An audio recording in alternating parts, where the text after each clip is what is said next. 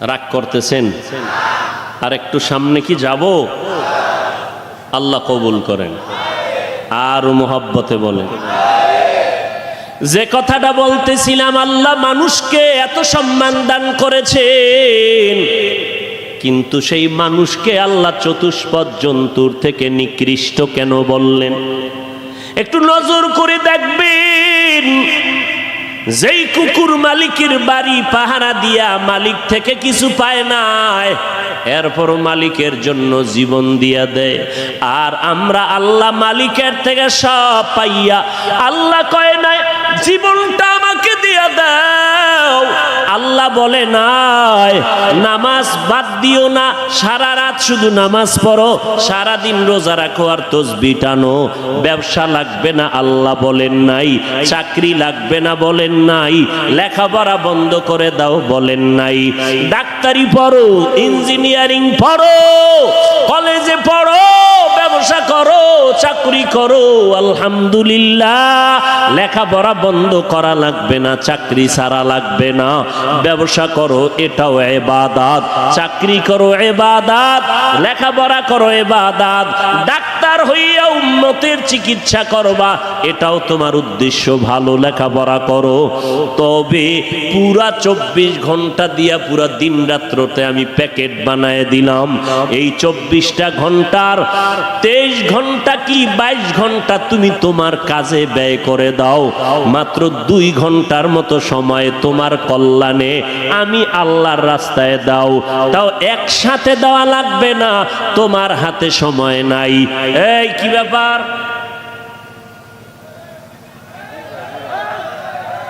হ্যাঁ দেন, একটা ফিডে আইসো, হয়ে যাও। চালাকি চলবে না। হ্যাঁ 2-1 জন উঠতে পারে, সমস্যা। জামাতে একসাথে উঠে কি ব্যাপার? এরা কি ওই দলের কিছু নেই?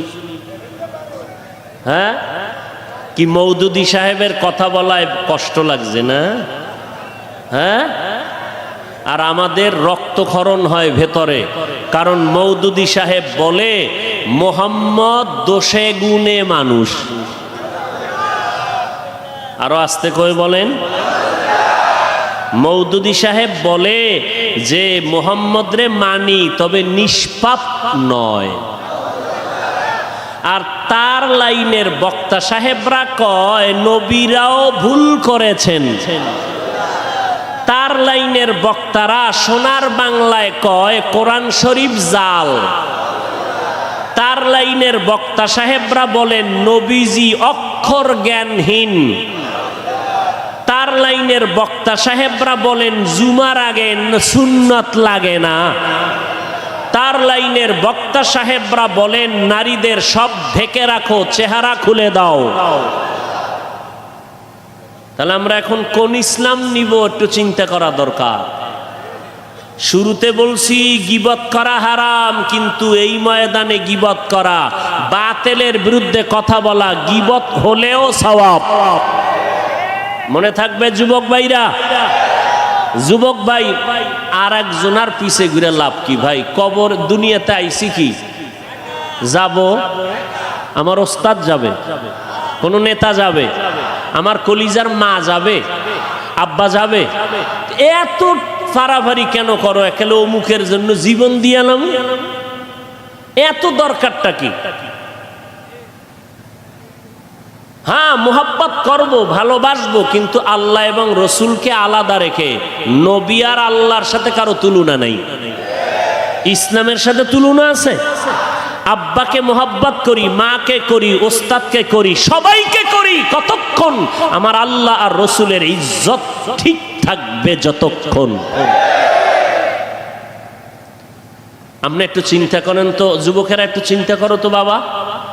কোরআন জাল, নবীরাও ভুল করেছেন, জুমার আগে সুন্নত লাগবে না, এই সমস্ত কথা বলার দ্বারা উম্মতের মাঝে এটি বললে ইসলামের লাভ কি বলো তো বাবা? একজনে দাঁড়ায় ইসলামের কোনো লাভ আসেনি। তাহলে এই সমস্ত বক্তারা এগুলো বলে উদ্দেশ্য কি? এবার বুঝো তো যে এরা আসলে মদিনার ইসলাম চায় না। এরা মদিনার ইসলাম চায় না। বাতিলের বিরুদ্ধে কথা বলা এটা হিংসা না ঈমান? বলেন, হিংসা না ঈমান? অতএব ওই জন্য বলছিলাম, আওয়ামী লীগ বিএনপিরে গালি দেওয়ার আগে ধর্মের বিষয়, ইসলাম নিয়ে একটু চিন্তা করবেন আগে, যে ওদের থেকে ক্ষতি ঘরের দুশ্মনেরা করলো ইসলামের লেবাস লাগাইয়া। আল্লাহ হেদায়াত দান করুন। আমগো হেদায়াত চান। দেখছেন নি এত মুসলমান, কই আমরা তো পাঁচকল্লি মাথায় দিছি, বলি না তো অন্য টুপি জায়েজ নাই, এ তো বলি নাই, বরং অন্য টুপিওয়ালাকে ধন্যবাদ দেই, দেখলে সালাম দেই, টুপি না থাকলেও সালাম দেই। আর আমগো কপাল কেমন খারাপ, আমরা সালাম দিলেও ভাইজানেরা সালাম নেয় না, তারা দেয়ও না, সমস্যা, কয় পাঁচকল্লি। চিন্তা করেন, একটা টুপি নিয়ে দলাদলি শুরু হয়ে গেছে, মানে একেবারে মনে হয় আমরা জাহান্নামী হয়ে গেছি। আহা, আল্লাহ হেদায়াত দান করেন। আরো জোরে বলেন। ভাইরা আমার,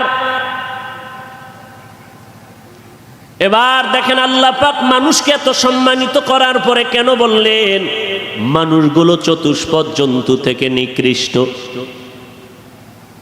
এবার উঠলেই কিন্তু আমি মোনাজাত দিয়ে এলাম, হাত যদি উড়ে ফালাই তার 1.5 বছরের আগে কিন্তু আর হাত নিচে নামবে না, আর কানলেও কামাইব, কানবা মোনাজাতে, এমনি আর চেঁচামেচি করে লাভ নেই। আল্লাহ হেদায়াত দান করেন। আর জোরে বলেন।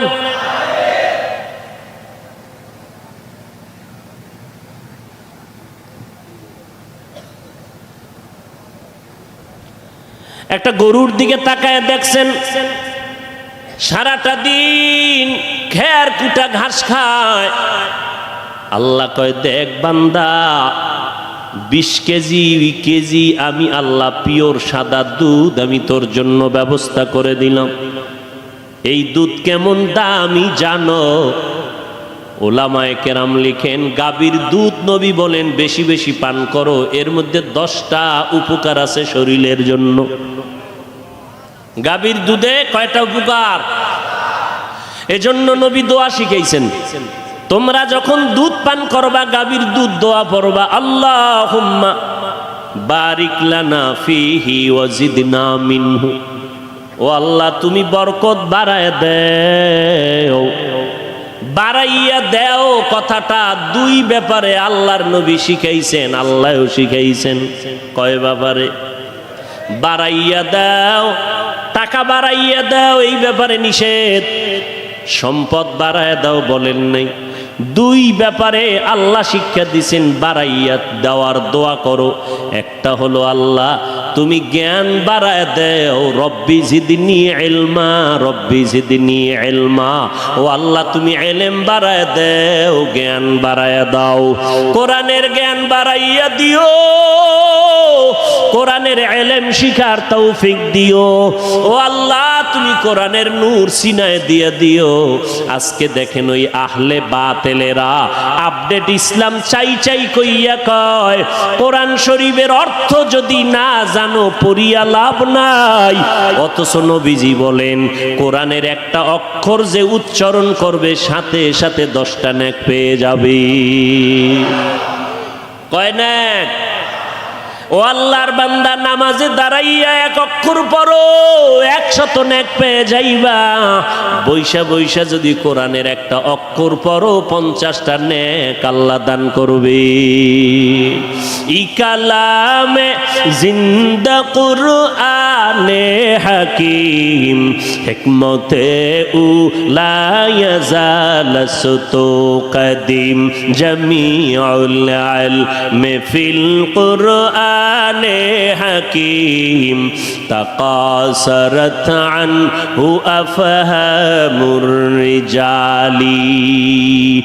গরুটায় খায় ঘাস খের, কথা ঠিক নি? পিওর সাদা দুধ কে দেয়? কে দেয়? আল্লাহ। আল্লাহ তু মেরা माबूद है अल्लाह अल्लाह तू मेरा माशूक है या इलाही मुझसे मुझको दूर कर ताके देखो मुझ में तुझको एक नजर।